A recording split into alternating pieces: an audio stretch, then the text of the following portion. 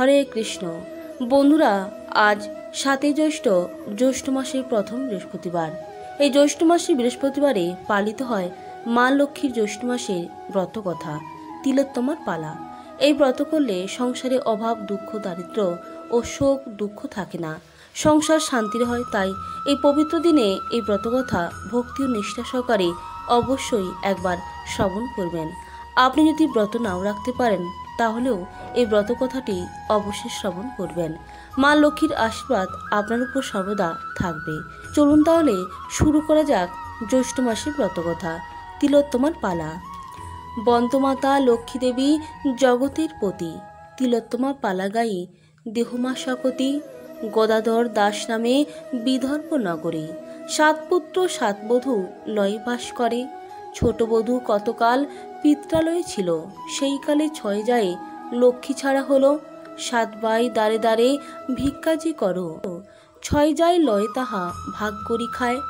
তাহা দেখি জ্যৈষ্ঠ ছোট বধূ আনে ঘরে, গৃহেতে প্রবেশী বধূ চারিধারে হেরে।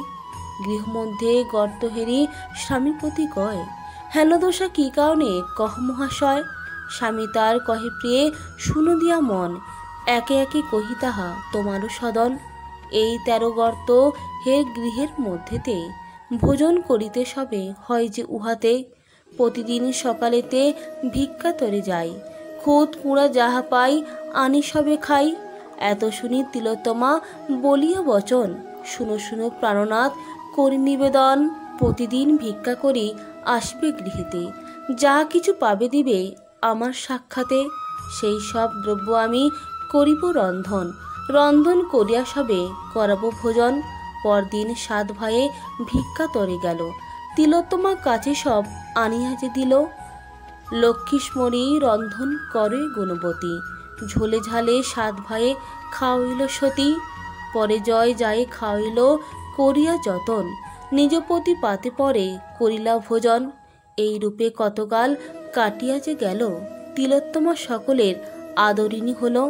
ইহা হেরি ৬ যায় বুক ফেটে মরে, তিলোত্তমা গর্ভকথা শুনো তার পরে। দৈবজ্ঞকে ডাকি ৬ করিল মন্ত্রণা, কিসে দিবে ছোট যায় দারুণ যন্ত্রণা। বর্জা টঙ্কা লইয়া দৈবজ্ঞে আনিল, টঙ্কা পেয়ে মিথ্যা কথা বলিতে চলিল। দৈবজ্ঞ যাইয়া কহে ৭ ভাই ঠাই, ছোট বধূ গর্ভপাতে কেহ জীবে নাই। হেন বাক্য শুনি ৭ ভাই হয়ে ভীত, বলিলা দৈবজ্ঞ প্রতি হইয়া বিনীত। দৈবজ্ঞ কহিলা মোর যুক্তি ধর্মন, দেহ ওরে বনবাস ছোট ভাই শনে। ৭ ভাই এই যুক্তি মনে মানিলয়, ছোট ভাই চলি গেল ছোট বধূ যথায়। তিলোত্তমা পাশে আসি স্বামী তার কয়, চলো সতী পিত্রালয় কহি যে তোমায়। এত বলি তিলোত্তমা সঙ্গে করি লইয়া, চলিল স্বামী যে তার দুঃখিত হইয়া। বনমাঝে ক্লান্ত হয়ে কহে প্রাণনাথে, ক্ষণিক বিশ্রাম করি যাইব পশ্চাতে। স্বামী করে রাখি মাথা তিলোত্তমা সতী, সুযোগ বুঝিয়া পালায় তার প্রাণপ্রতি। তিলোত্তমা নিদ্রাভঙ্গ হইল যখন, প্রতিপার্শ্বে নাহি দেখে করে রোদন। এইভাবে কিছুকাল কাটিয়া যে যায়, অকস্মাৎ দৈববাণী হইল তথায়, না কান্দ কান্দ গো তিলোত্তমা সতী, বনবাসে দিয়া গেল তোমা প্রাণপতি। কিছুকাল কাঠুরালয়ে করো অবস্থান, পুনঃস্বামী ফিরি পাবে না ভাবিও আন। কান্দিতে কান্দিতে গেলা কাঠুরের কাছে, বলে স্বামী মরে ত্যাজি কোথায় গিয়াছে। কাঠুরে বলে তাই ভাবনা কি আছে, থাকো তুমি মোর গৃহে স্বামী পাবে পিছে। হেন বাক্য শুনে সতী করে বসবাস, কাপুরের পত্নী ছিল গর্ভ ৫ম মাস। ক্রমেতে গর্ভের কাল পূর্ণ যে হইল, ১০ মাস ১০ দিনে উভে প্রসবিল। তিলোত্তমা পুত্র নাম রাখে গুণধর, কাঠুরের পুত্রের নাম সদানন্দবর। গুণধর কান্দিলে মুকুতা ঝরি পড়ে, তাহা দেখি কাঠুরা লোভে পুড়ে মরে। একদিন নিঃশেষে দুষ্ট কাঠুরিয়া, গুণধরে হরিলয় নিজ পুত্র দিয়া। ঘুম হতে উঠি সতী করে হাহাকার, কোথা গেল গুণধর পুত্র যে আমার।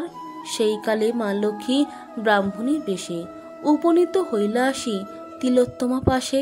লক্ষ্মী কয়ে, তিলোত্তমা না কান্দিও আর, তব পুত্র আজ শুনো কলিঙ্গ রাজার। সদানন্দ লয় সাথে কলিঙ্গেতে যাও, আমি যাব সাথে তব, ভয় নাহি পাও। পরে গুণধর হতে পতিরে পাইবে, তোমার দুঃখে নিশি অবসান হবে। তিলোত্তমা প্রতিলক্ষী উপদেশ দিলা, সদানন্দের সঙ্গে লয়ে তখনই চলিলা। কাঠুরিয়া গুণধরে লয় চুরি করি, কলিঙ্গ রাজারের কাছে খেলিল চাতুরি। মুকুতার মালা গাঁথি রাজ হস্তে দিল, মহারাজ দিব্যপুরে তাহারে দানিল। কাঠুরিয়া শিবের মন্দির নির্মাইয়া, প্রতিদিন শতদুঃখী দেয় খাওয়াইয়া।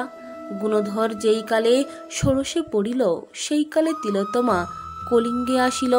মন্দির চত্বরে গিয়া উভেজে বসিল, সেই কালে গুণধর তথায় আসিল।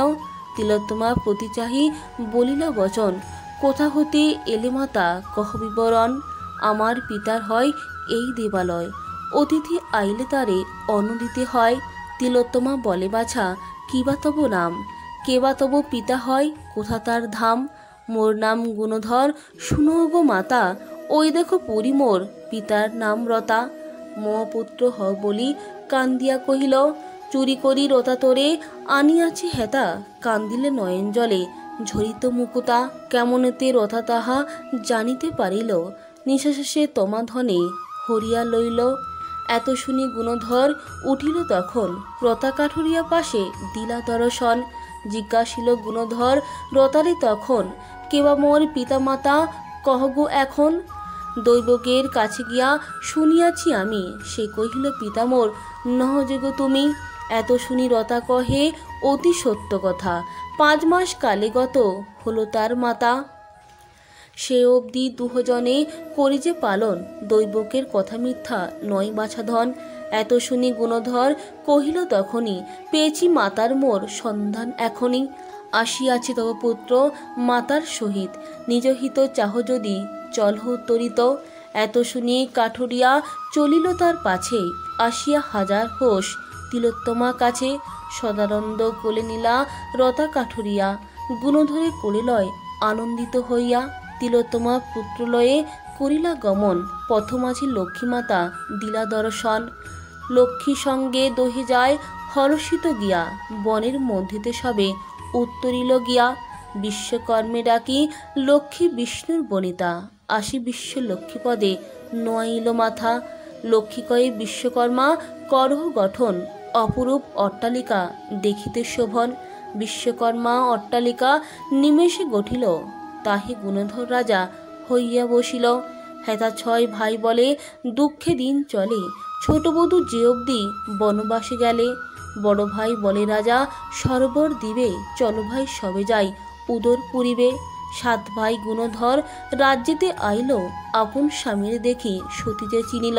গুণধরে বলে সতী, ওই তব পিতা, প্রণমিয়া পিতৃপদে ঘুচাও মনোব্যথা।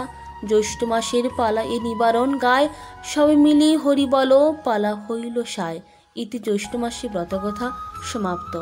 বন্ধুরা, এই ছিল জ্যৈষ্ঠ মাসের মা লক্ষ্মীর ব্রতকথা তিলোত্তমার পালা। আপনার প্রত্যেক ভালো থাকবেন, সুস্থ থাকবেন। নমস্কার, ধন্যবাদ। ঈশ্বর আপনার মঙ্গল করুক।